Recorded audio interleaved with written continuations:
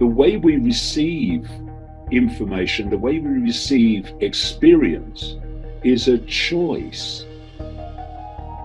Perception comes from your state of consciousness, and perception becomes behavior, and collective behavior is what we call human society. They don't want us to know that. Those who are awakening and seeing it because of their state of consciousness. What is going on here? What people in control of their own minds do is they take information and they filter it and process it into a conclusion.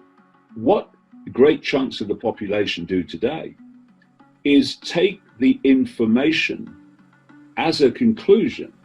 When the media say this is what's going on, then that is not information to be processed.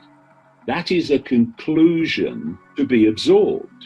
These are all traits of Wetiko. And how does this work? Wetiko is a band of frequency. It's a very low, dense band of frequency, which resonates to the frequencies of fear and all the emotional, low vibration emotional states around fear, anxiety, depression, resentment, all these low vibrational emotional states. And every thought and every emotion that we feel and we think goes out as a frequency.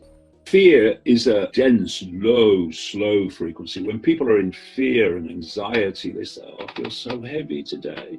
Yes, because that's what those low, slow frequencies do to your energetic field. When people feel joy and love, they say, oh, I feel so light today. Yeah, because they're fast frequencies and fast wavelengths. So therefore, they impact upon your field in a completely different way.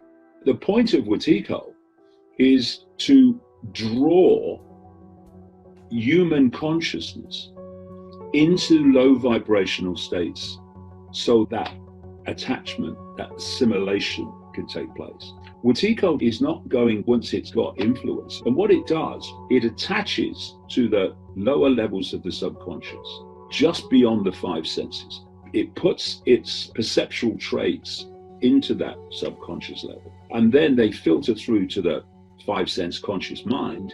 And at that point, people think they're having their own thoughts, their own emotional reactions, when actually they've been implanted and they're coming through from the subconscious. Wetiko is not going to influence those that it attaches to make them think about questioning anything.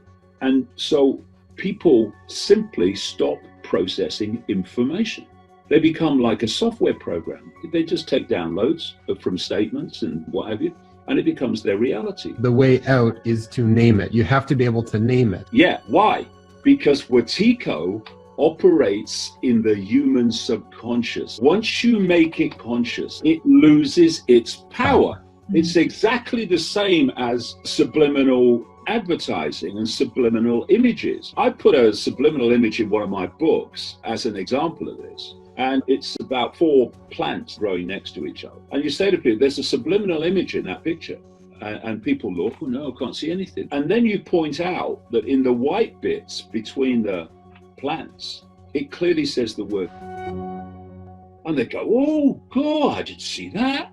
Now here's the point. From that moment on, every time they look at that picture, the subliminal is the first thing they see, because they brought it out of the subconscious to the conscious, and therefore it loses its power. It's just a way of saying acknowledge its existence, because it's in the subliminal, the subconscious, that Wetiko operates, because it wants you to believe that your thoughts and your opinions are your thoughts and opinions. It doesn't want you to realize that actually they're being fed to you. They don't want us to know how our perceptions, through a process of attraction, like frequency attraction, our perceptions become our experience. So they don't want us to know that our perceptions create our reality. And the idea is that people are kept in ignorance of how they interact with reality and how they can control reality, how they can start living life instead of life living them in their ignorance of how reality works. The nature of reality, the nature of the I, the eternal nature of life, the fact that this tiny band of frequency that we call the human world. That's what it is. It's a tiny band of frequency, ridiculously narrow, actually, especially the visible part of it, visible light. This is not what the rest of infinity is like. The rest of infinity is dominated by love, by joy, by happiness. Yes, there are pockets like this one. This is not how life is. We are caught in something that is not like the rest of infinite possibility, infinite potential.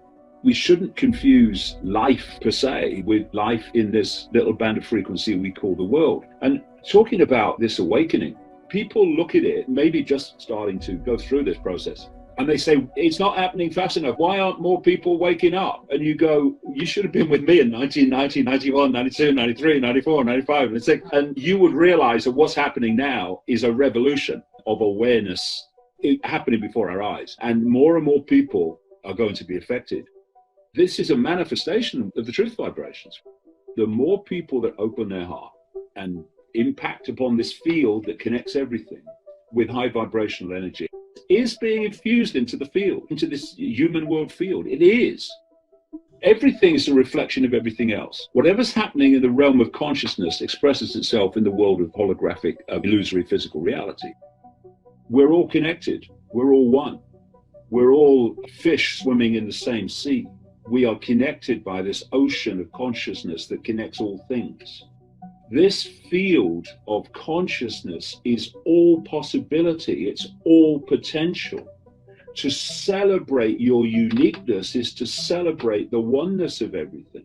We are unique points of attention within that connected awareness, and we need to celebrate that uniqueness of self. You know you're part of a great whole. You know that we're all ultimately each other, but we are unique expressions of it. What transformed my perception, what transformed my life, was a simple transformation of self-identity. The awakening process, what awakens us and what woke me, was not all the minutiae again of the spiritual process. It was a simple thing. I stopped identifying the I with David Icke. David Icke is not the I, it is a name for an experience that my consciousness, true I, is currently having. So David Icke is my experience. I am the consciousness having that experience. And as you expand your self-identity from little me labels of a human life to I am a consciousness, ultimately all consciousness having an experience, that self-identity expansion automatically expands your awareness into deeper and deeper levels of this field. So you access more and more insight, awareness, intuitive knowing. And this is why when people go through the awakening process, they find incredible synchronicity starts to kick into their lives. Their lives start to become an experience of fancy seeing you here. My God, what's the chances of that? Why? Because they've gone from the myopia of 5 sense perception and expanded to access more and more and more of this field of potential and possibility. And thus they are able to manifest that as a life experience in which the possibility and the potential of their life expands.